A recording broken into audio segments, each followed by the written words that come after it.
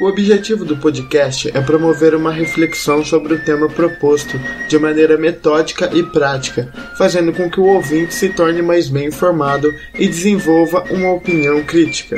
Está no ar o Estuda Comigo.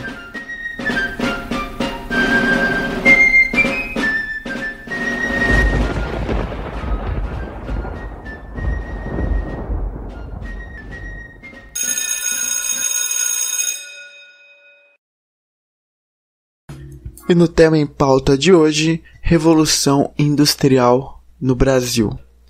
Para entender esse processo de industrialização, é necessário ter em mente que ele ocorre de forma tardia.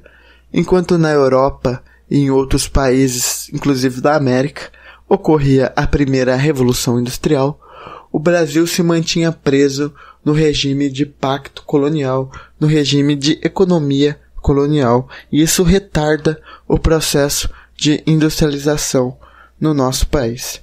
Eu recomendo que você dê uma olhadinha no podcast que eu falo sobre a Revolução Industrial, para você ter um apanhado geral, um apanhado mundial de tudo o que está acontecendo e poder encaixar o Brasil no meio de todas essas mudanças.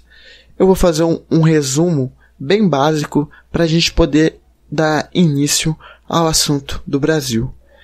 Em 1760, inicia a Revolução Industrial na Inglaterra. Temos que entender que nesse período é restrito para os ingleses. A partir de 1850, ela se espalha por países da Europa, Ásia e América, como por exemplo Estados Unidos, Alemanha, França, Rússia, entre outros. De 1900 em diante, a revolução ela se torna mundial, de fato mundial, atingindo e modificando a economia de todos os países que são obrigados a se adaptar às novas mudanças de mercado. Agora, encaixando o Brasil em todos esse processo, a gente precisa entender que o Brasil enfrenta o período de proibição do ano 1500 ao ano 1808, que é o ano que a família real vem para o Brasil e muda todos esses aspectos. Durante esse período de proibição, se destaca o veto assinado pela Rainha Maria I, Rainha de Portugal, no ano de 1785. Ela assinou o alvará extinguindo todas as manufaturas têxteis da colônia, exceto a de panos grossos para o uso dos escravos. E essa restrição, esses vetos, existia por conta de dois principais pilares. Primeiro, era que os produtos concorreriam com o comércio do reino. E segundo, é que a colônia se tornaria independente financeiramente. A segunda, ela se dá pelo processo de implantação, que vai do ano 1808 a 1930. Com a vinda da família real, Dom João VI, seu filho e a sua esposa, com a vinda deles, os portos brasileiros são abertos, e o comércio passa a ser direto com o Brasil sem ter que passar pelo intermediário de Portugal. No ano de 1810, uma taxa especial de 15% para mercadorias vindas da Inglaterra, uma taxa para mercadorias nacionais de 24% e uma taxa para produtos vindo de Portugal de 16%. Aqui a gente pode notar apesar da abertura dos portos, apesar da comercialização brasileira, ainda estava bem atrás dos seus adversários, dos seus concorrentes. No ano de 1850, é assinado a Lei Eusébio de Queiroz, que proíbe o tráfico de escravos. A assinatura dessa lei vai acarretar dois fatos importantes. O primeiro é que os capitais que seriam aplicados na compra de escravos ficaram disponíveis e foram aplicados no setor industrial, ou seja, um investimento nunca antes feito passou a ser realizado a partir desse ano. E o segundo fato é que na cafeicultura, em pleno o seu desenvolvimento, necessitava de mão de obra. E com essa necessidade se deu a entrada de imigrantes no nosso país para realizar esses trabalhos. No ano de 1881, a gente vê o primeiro surto industrial. Dos 200 empresas, passou para 600 empresas no ano de 1889. 600 indústrias, melhor colocando. No ano de 1907, o censo industrial do Brasil se deu pouco mais de 3.000.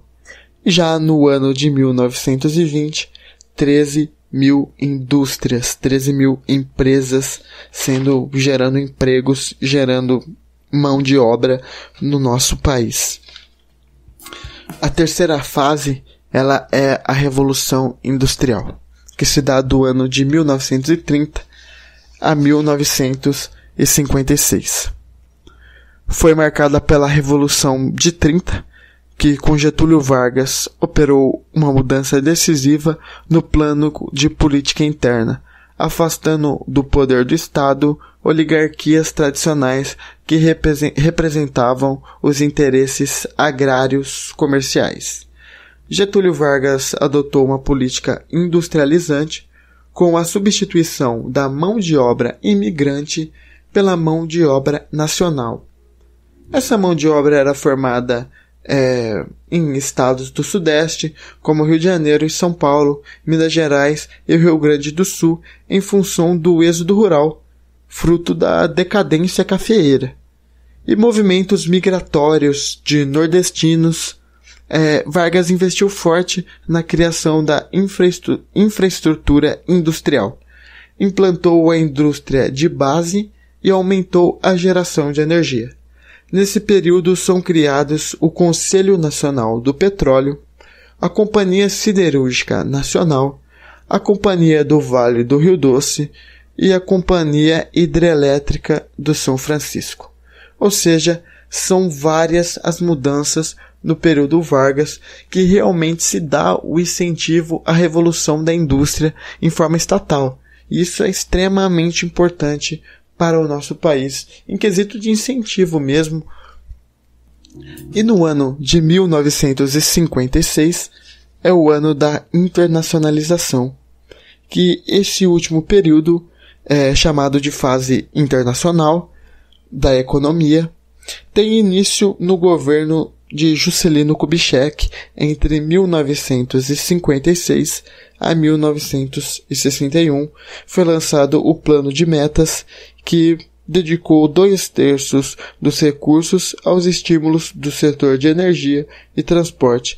Foi quando se desenvolveu em um ritmo mais intenso o setor rodoviário e houve um grande crescimento da indústria de bens de produção, que cresceu cerca de 37% para 63% em relação aos bens de consumo. O crescimento da indústria de bens de produção refletiu principalmente nos seguintes setores: a siderúrgica e a metalúrgica, química e farmacêutica, e na construção naval, implantado no Rio de Janeiro em 1958. Bom, então, gente, esse foi o podcast tratando sobre a Revolução Industrial no nosso país, trazendo os 4 principais períodos, que foi o período de proibição, depois o período de implantação, revolução e, por fim, a internacionalização, que perdura até os dias de hoje, tendo como participantes principais Getúlio Vargas e Juscelino Kubitschek. É isso aí. Até o próximo podcast. Estuda comigo.